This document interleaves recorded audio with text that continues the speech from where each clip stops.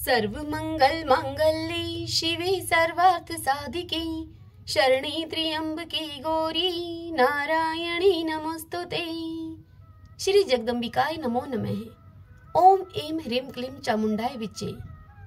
आप सुन रहे हैं श्रीमद् देवी भागवत महापुराण से प्रथम स्कंद की पहली कथा, जो सर्व चेतना स्वरूपा आदि शक्ति तथा ब्रह्म विद्या स्वरूपिणी भगवती जगदम्बा हैं।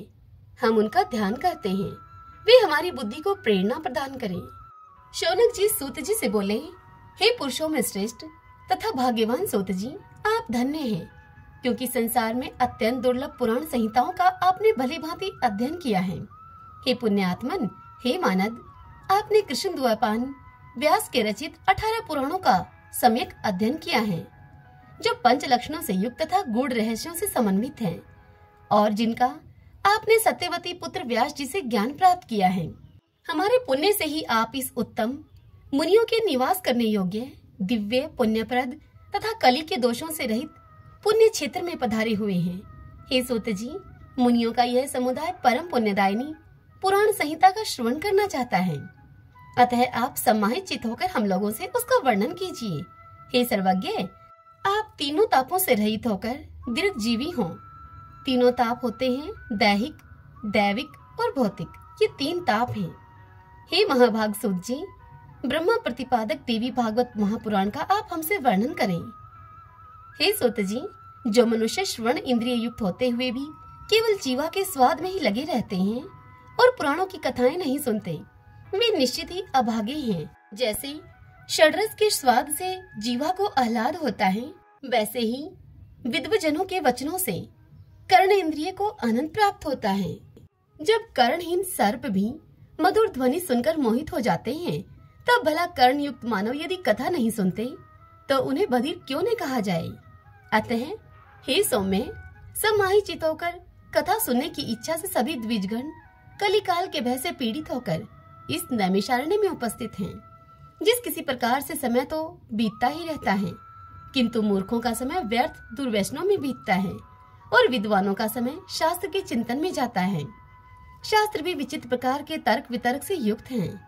पुराण 3 प्रकार के तथा शास्त्र विविध प्रकार के हैं, जो नानाविध वाद विवाद तथा छल प्रपंच से युक्त हैं और अहंकार तथा आर्मश उत्पन्न करने वाले हैं।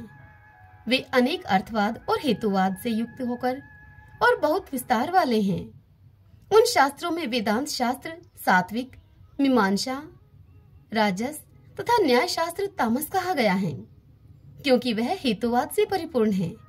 इसी प्रकार हे सौम्य, आपके द्वारा कहे गए पुराण कथा भेद से 3 गुणों वाले तथा 5 लक्षणों से समन्वित हैं। आपने यह भी बताया है कि उन पुराणों में यह श्रीमद् देवी भागवत 5वां पुराण है, पवित्र है, वेद के समान है और सभी लक्षणों से युक्त है। यह उस समय आपने प्रसंगवश अत्यंत ही अद्भुत मुमुक्षु जनों के लिए मुक्तिप्रद मनोरथ पूर्ण करने वाले, धर्म में रुचि उत्पन्न करने वाले जिस पुराण को संक्षेप में कहा था, उस उत्तम पुराण को आप विस्तार पूर्वक कहिए। उस दिव्य तथा कल्याण में श्रीमद् देवी भागवत पुराण को हम सभी द्विजगण आदर पूर्वक सुनने की इच्छा रखते हैं। हे धर्मज्ञ, गुरु भक्त एवं सतोगुण से संपन्न होने के कारण आप कृष्ण द्वैपायन के द्वारा कही गई इस प्राचीन संहिता का ज्ञान प्राप्त कर चुके हैं। जिस प्रकार देवता लोग अमृतपान करते हुए तृप्त नहीं होते, ठीक उसी प्रकार हम लोगों ने भी यहाँ आपके मुखारविंद से निकली हुई अन्य कथाएं सुनी हैं, किंतु अभी भी हम तृप्त नहीं हुए हैं। हे सूत जी, उस अमृत को धिक्कार है जिसके पीने से कभी भी मुक्ति नहीं होती, परंतु इस भागवत रूपी कथा सुधा के पान से तो मनुष्य शीघ्र ही भव संकट से मुक्त हो जाता है।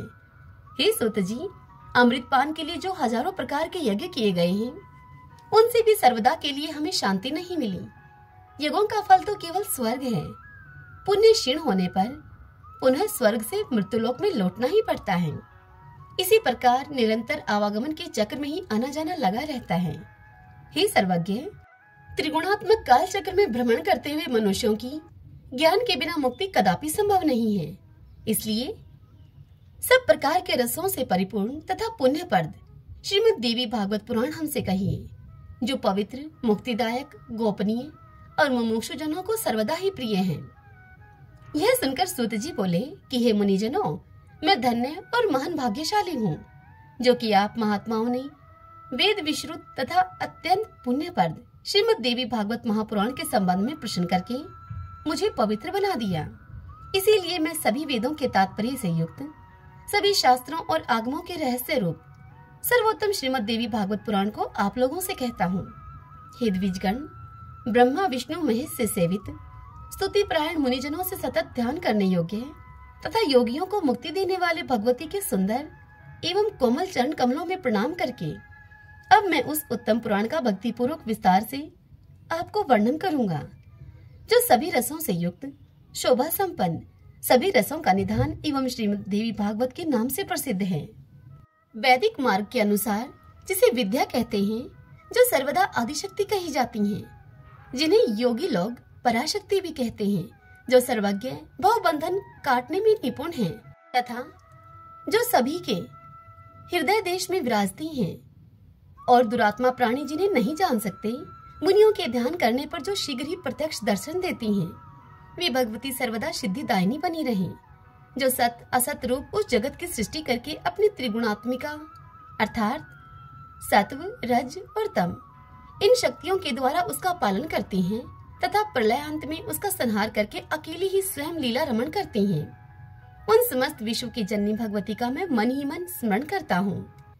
यह संसार में प्रसिद्ध है कि ब्रह्मा ही इस संपूर्ण जगत के सृष्टा हैं। साथ ही सभी वेदज्ञ और पुराण वेता भी यही कहते हैं। उनका यह भी कथन है कि भगवान विष्णु के नाभि कमल से ही उन ब्रह्मा की उत्पत्ति हुई है, जो स्वतंत्र नहीं है, अपितु विष्णु की प्रेरणा से ही वे संसार की सृष्टि करते हैं। जब कल्पांत में सर्वत्र जलमय हो जाता है, तब केवल शेष शैया पर भगवान विष्णु शयन करते हैं और उन्हीं के नाभि कमल से ब्रह्मा का आविर्भाव होता है।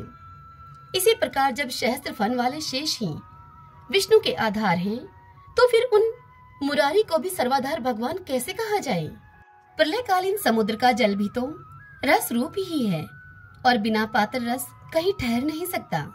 इसलिए जो सब प्राणियों में शक्ति रूप से विराजती रहती हैं, मैं उन संपूर्ण संसार की जननी आदिशक्ति भगवती की शरण ग्रहण करता हूँ। योग निद्रा में लीन भगवान विष्णु को देखकर उनके नाभि कमल पर विराजमान ब्रह्मा जी ने जिन देवी की स्तुति की थी, मैं उन्हीं पराशक्ति भगवती की शरणागत हूँ। हे मुनिजनों, उन्हें निर्गुण तथा सगुण रूप वाली तथा मुक्तिदायिनी योग माया का मैं ध्यान करके यहाँ संपूर्ण देवी भागवत पुराण कह रहा हूँ। इसे आप लोग सुनिए। यह श्रीमद् देवी भागवत नामक पुराण अत्यंत ही पवित्र एवं उत्तम है। इसमें 18,000 सुंदर श्लोक हैं। कृष्ण द्वैपायन के द्वारा विरचित इस श्रीमद् देवी भागवत पुराण में कल्याणकारी 12 स्कंद तथा कुल 318 अध्याय बताए गए हैं। उनमें प्रथम स्कंद में 20 अध्याय, द्वितीय स्कंद में 12 अध्याय, तृतीय स्कंद में 30 और चतुर्थ स्कंद में 25 अध्याय हैं। पंचम स्कंद में 35 अध्याय हैं। षष्ठम स्कंद में 31 अध्याय हैं। सप्तम स्कंद में 40 अध्याय हैं। अष्टम स्कंद में तत्व संख्या के बराबर अर्थात 24 अध्याय हैं। नवम स्कंद में 50 अध्याय हैं और दसम स्कंद में 13 अध्याय मुनि व्यास जी ने कहे हैं। इसी प्रकार से हे मुनिगण, एकादश स्कंद में अर्थात 11वें स्कंद में 24 अध्याय हैं और 12वें स्कंद में 14 अध्याय बताए गए हैं। इस प्रकार महात्मा व्यास जी ने इस महापुराण में अध्यायों की संख्या बताई है। इसमें श्लोकों की संख्या 18,000 कही गई है। सर्ग, प्रतिसर्ग, वंश, वर्णन, मनवंतर तथा वंशानुरचित, इस प्रकार पुराणों के ये 5 लक्षण हैं, जो कल्याणमयी भगवती नित्या, निर्गुणा, व्यापक रूप से सृष्टि में स्थित रहने वाली, विकार रहित, योग गम्या, सबके आधार रूपा तथा तुरीय अवस्था में प्रतिष्ठित हैं। उन्हीं की सात्विकी, राजसी और तामसी शक्तियां महासरस्वती, महालक्ष्मी और महाकाली नामक देवियों के रूप में प्रकट होती हैं। उन्हीं तीनों शक्तियों का सृष्टि के लिए शरीर धारण करना ही शास्त्र के विद्वानों के द्वारा सर्ग कहा गया है। तदंतर जगत के सर्जन, पालन और संहार के लिए ब्रह्मा, विष्णु और महेश की उत्पत्ति कही गई है। चंद्रवंशी, सूर्यवंशी राजाओं के वंश वर्णन तथा हिरण्यकशिपु आदि दैत्यों के वंश कथन को वंश कहा गया है। इसी प्रकार स्वयंभू आदि 14 मनुओं का वर्णन एवं उनके समय विभाग मनवंतर कहलाते हैं। उन मनुओं के वंश का कर्मशः वर्णन करना ही वंशानुचरित है। इसे वंशानुचरित कहा गया है। हे मुनिवरों, इस प्रकार सभी पुराण उपयुक्त 5 लक्षणों से युक्त होते हैं। 1.25 लाख श्लोकों का महाभारत नामक ग्रंथ भी व्यास जी ने ही रचा है।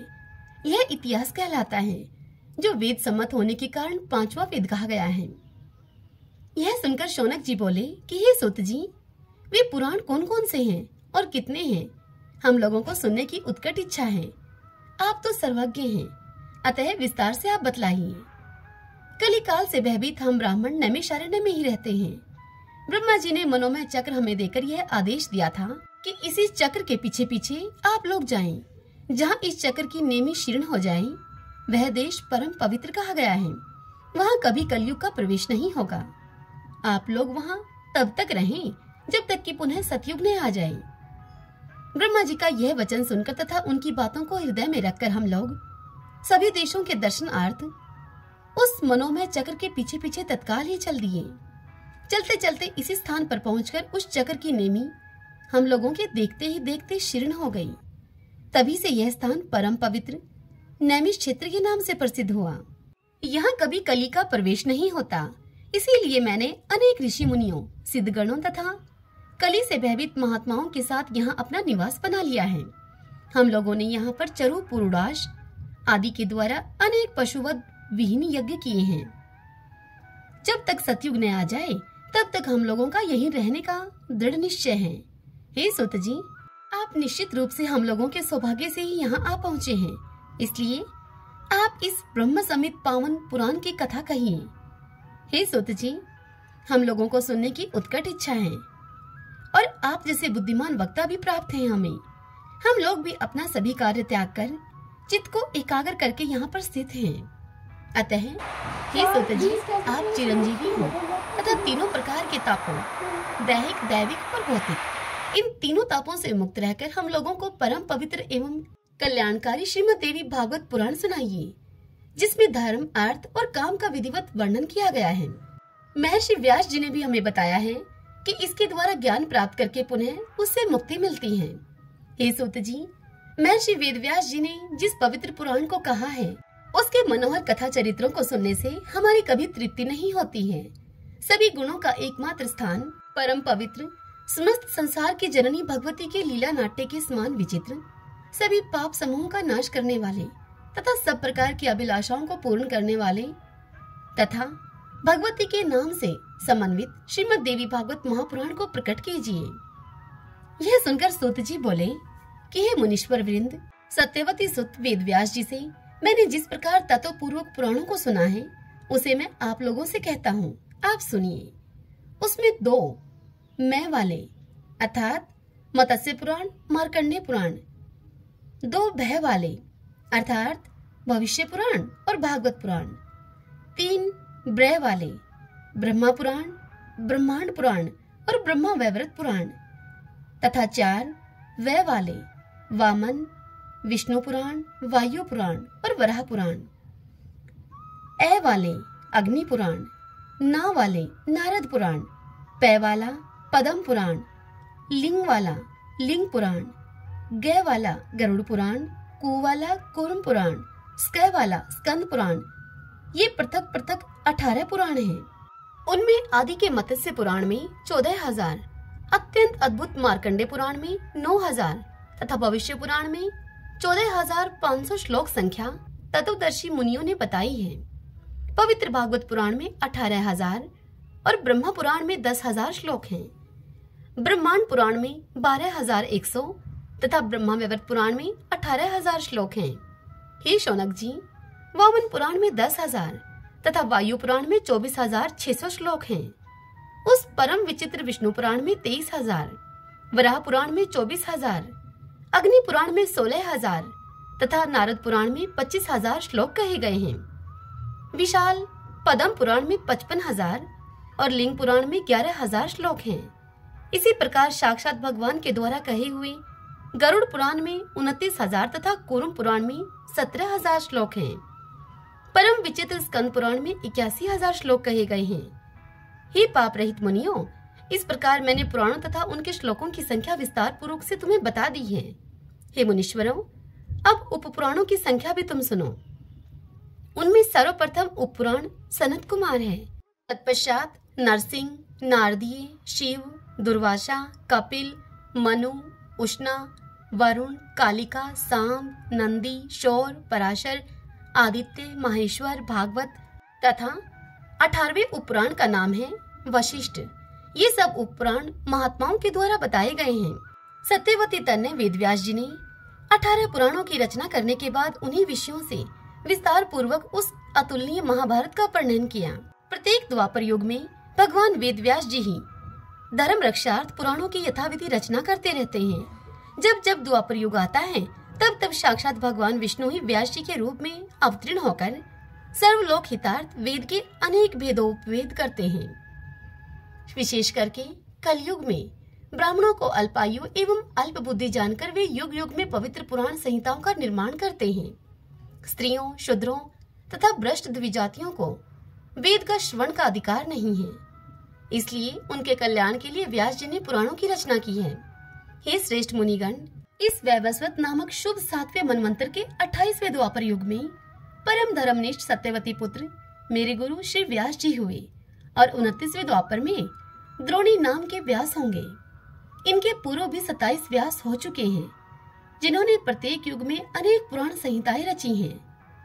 यह सुनकर ऋषियों ने कहा कि हे महाभाग सूत जी, अब आप पूर्व काल में प्रत्येक द्वापर युग में अवतीर्ण हुए पुराण वक्ता व्यासों की कथा हमसे कहिए। तब सूत जी बोले कि सृष्टि के बाद सर्वप्रथम द्वापर युग में स्वयं ब्रह्मा जी ने ही व्यास के रूप में प्रकट होकर वेदों का विभाजन किया। दूसरे द्वापर में प्रजापति व्यास बने, तीसरे द्वापर में शुक्राचार्य बने, चौथे द्वापर में बृहस्पति जी बने, 5वें में सूर्य बने और छठे में यमराज ही साक्षात व्यास बने थे। 7वें द्वापर में इंद्र, 8वें द्वापर युग में वशिष्ठ मुनि, 9वें द्वापर युग में सारस्वत और 10वें द्वापर में त्रिधामाजी व्यास हुए। 11वें द्वापर में त्रिवर्ष, 12वें द्वापर में भरद्वाज मुनि, 13वें में अंतरिक्ष और 14वें द्वापर में धर्मराज स्वयं व्यास बने।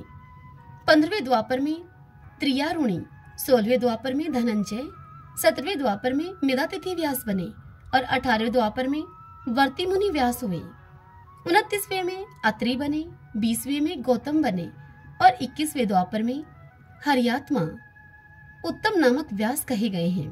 22वें द्वापर में वाजशर्वावेन, 23वें द्वापर में आमुशयन, सोम और 24वें द्वापर में तर्णबिंदु तथा 25वें द्वापर में भार्गव व्यास हुए। 26वें द्वापर में शक्ति, 27वें द्वापर में जातुकर्ण्य और 28वें द्वापर में कृष्ण द्वैपायन जी व्यास हुए। इसी प्रकार 28 व्यासों के नाम जैसा मैंने सुना था वैसे मैंने आपको बता दिया। इन्हीं कृष्ण द्वैपायन व्यास जी के द्वारा कहे गए श्रीमद् देवी भागवत पुराण को मैंने सुना था, जो कि पुण्यप्रद, सब प्रकार के दुखों का नाश करने वाला, सब प्रकार के मनोरथ को पूर्ण करने वाला, मोक्षदाता, वैदिक भावों से ओतप्रोत तथा सभी आगमों के रसों से परिपूर्ण, अत्यंत मनोहर और मुमुक्षुजनों को सदा ही प्रिय लगने वाला है। जिस अत्यंत पवित्र पुराण को रचकर व्यास जी ने अरण्य के गर्भ से उत्पन्न विद्वान, महात्मा एवं विरक्त अपने पुत्र शुकदेव जी को पढ़ाया था। हे मुनिवृंद, उसी रहस्यमय महापुराण श्रीमद् देवी भागवत को मैंने भी करुणा सागर अपने गुरु व्यास जी के मुख से संपूर्ण रूप से यथार्थ है सुना तथा उनकी कृपा से उसे हृदयंगम कर लिया है। जिस समय अयोनिज एवं अपूर्व बुद्धिमान अपने पुत्र शुकदेव जी के प्रश्न करने पर व्यास जी ने रहस्य युक्त इस पुराण को सुनाया, उस समय मैंने भी एक साधारण श्रोता के रूप में इस महान प्रभाव वाले श्रीमद् देवी भागवत महापुराण को सुन लिया।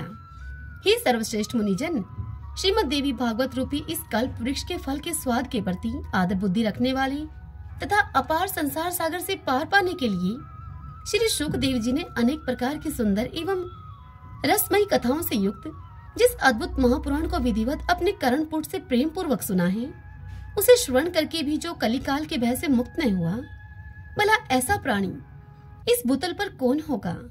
वैदिक धर्म से रहित तथा निकृष्ट विचार रखने वाला बड़े से बड़ा पापी मनुष्य भी यदि किसी बहाने इस उत्तम श्रीमद् देवी भागवत पुराण का श्रवण कर लेता है, तो वह भी निश्चय ही समस्त सांसारिक सुखों को भोगकर अंत में योगी जनों के द्वारा प्राप्त करने योग्य भगवती के नाम से चिन्हित मनोरम तथा अचल पद को प्राप्त कर लेता है।